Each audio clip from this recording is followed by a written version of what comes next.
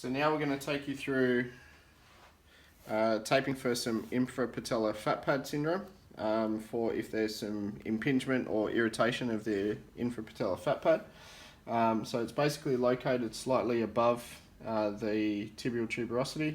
So we've got the tuberosity there, the fat pad's going to be coming in there, and usually what we'd find on assessment is if we were palpating there, the patient would nearly be kicking you in the face and jumping off the bed.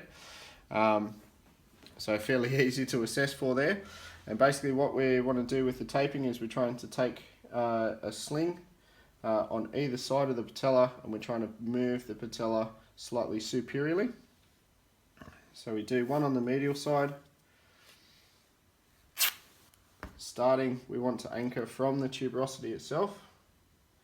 We want to almost have the tape starting almost in a horizontal position, but then we want to pull it in a more of a vertical type position or direction. And as we're going, we want to try to mobilize the patella superiorly, and we try to create a crease in the skin, and we're trying to create, as Michael Lee refers to it, the orange peel effect, or the creasing of the skin underneath the tape. And then we repeat that on the lateral side.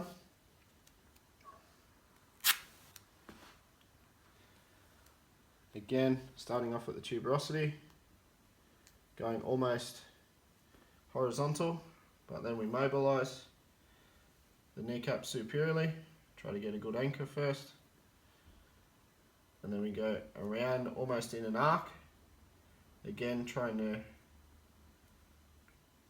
crease that skin as we go up and get a good anchor. Now both my lengths of tape are probably a little bit long there, but basically another thing we can do is we can try to anchor that down across the front, just to save those pieces from ripping up. We may do an individual one just at the top as well on each of those, making sure that we leave the center open for the movement of the patella as well, like so. So that's your infrapatellar fat pad taping.